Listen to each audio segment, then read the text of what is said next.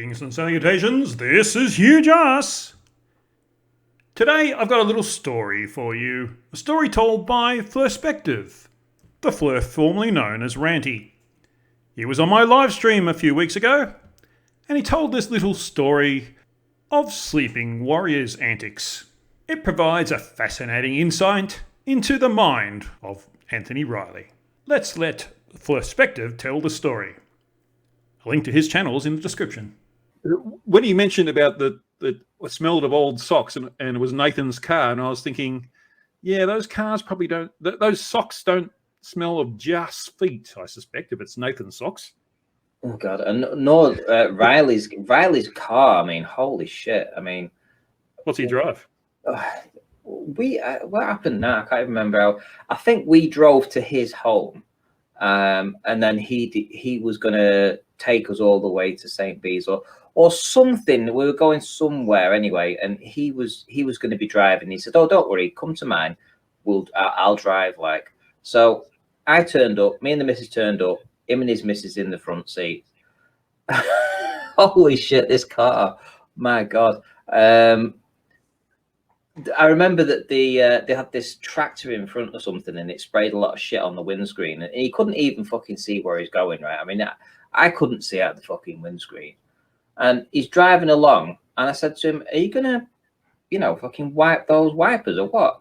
And he's like, "Yeah, I will do, but we've got, the water thing doesn't work; it doesn't squirt out." I'm like, "What? Well, we'll slow down, fucking pull over and clean the fucking window." He says, No. So he got his fucking missus to get a bottle of water, hang out of the fucking car when it's driving, and fucking empty the water over the windscreen whilst he fucking washed it, with his wipers. No word of a lie. She's hanging out of the fucking passenger seat, reaching around to try and spray the fucking car because she was stupid enough to do it. Yeah, but he wouldn't stop. He refused to stop and pull over and clean the windscreen because he wanted to get there at a certain time. And the windscreen, you couldn't see out of it, mate. Honestly, I have no idea how he was able to drive along the road. He had no, I couldn't see from the back of the car. And I was imploring him to pull the fuck over. And he said, "Oh, no." And it took about a minute or so for her to fumble in a fucking bag and get out this bottle of water, reach out of the water flew off the top of the car because, it was going so fucking fast that, because the water, instead of hitting the windscreen, it just flipped over the car. Oh, he has a Range Rover, doesn't he? It wasn't the Range Rover that he was using. It was another car. Oh, yeah. And I would say he was doing about 90. He was doing about 90 miles an hour when he couldn't see out of the window with two passengers in the back on British roads. Yeah. And he wants his girlfriend, who presumably he loves, to lean out of the window at 90 miles an hour and pour water on the windscreen. Yes, she had to wind the windscreen down, the window down, lean out of the fucking front, out of the car, and fucking pour water on the windscreen because he wouldn't stop. Fucking hell. Well, later on, I was going to ask you this question: Anthony Riley, fuckwit or what? And I think you've just answered it. Yeah, he's a fuckwit. He fell off the cliff. You've seen those images popping around of him, with his boobies out, and scratched finger and all that kind of stuff. Well, that was because he fell off the cliff. Funny story that. What had happened is we'd woke up in the morning to go and do some photography, and his wife's a photographer too, and she'd heard that there was this boat that got exposed down at the coast of St. Bees, on a real low tide. So she wanted to go down there and film it. So we all got up early. Riley got up. He was at the top of the cliff. I was with him. His missus was with him. So he said he was going to stay there. She wanted to go down to walk out to the beach to go and film this this boat that was, this wreck, that was being exposed. And me, I took a series of different images of this other boat that was out to sea from different elevations. So I started off at like 40 feet or so, and then I went all the way down. I ended up walking out to the shoreline basically to take this image of this boat. And so basically, me and his missus met up at the end of the beach, you know, about a third of a mile away from where he was at the top of the cliff. And the phone kept ringing. Her phone kept ringing. And it's like, it's Riley. And she's looking at the phone. She's going, it's fucking him ringing up. So I'm not fucking answering it. So this went on for about 15 minutes. About 15 minutes, because she wanted to just take photographs down the beach, and he's constantly fucking ringing her. And about 20 rings later, she finally answers. She's like, I've had fucking enough of this. I'm gonna answer this now. So she answered the phone.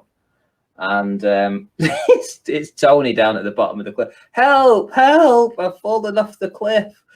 What? I've fallen off the cliff. I'm lying in a heap at the bottom of the cliff.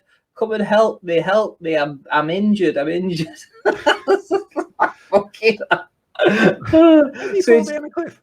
So he'd spent 15 minutes trying to fucking phone her from the bottom of this cliff in a heap, you know, and she'd been ignoring him, and I was with her, and we were just rolling our eyes going, oh, it's only fucking Riley, never mind. And he'd fallen off the bottom of the cliff. So what had happened? There was this really small way that he's getting paid back for being an asshole, but yeah.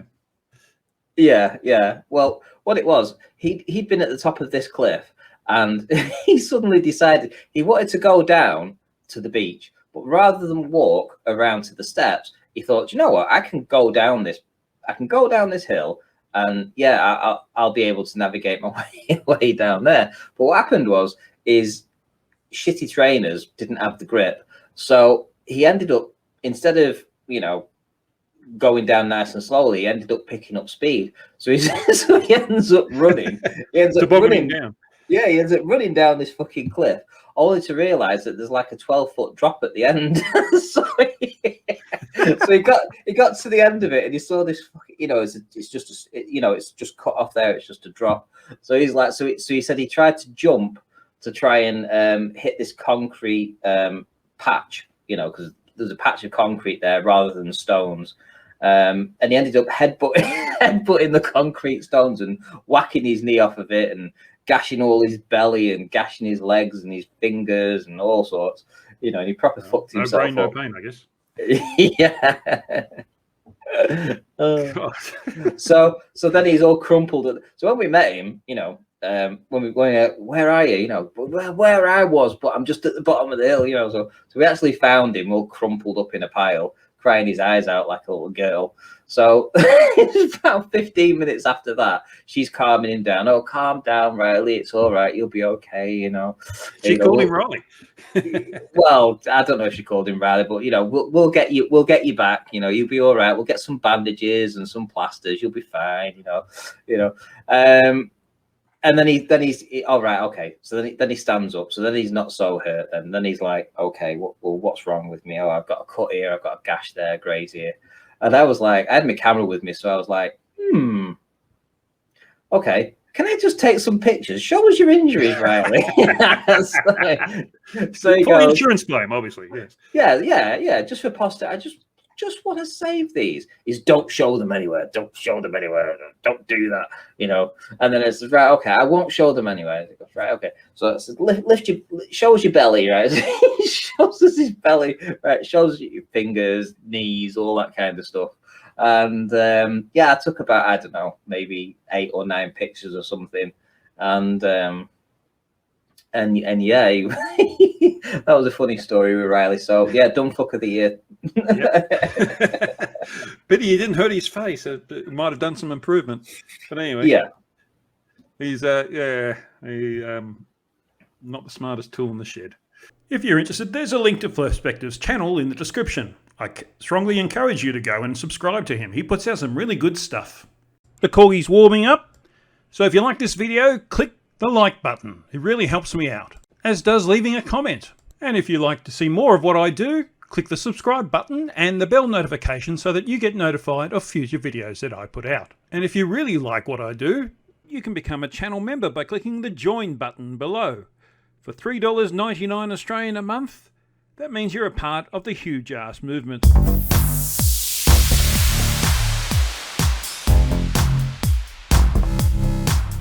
So there's nothing left to do but cue the corgi.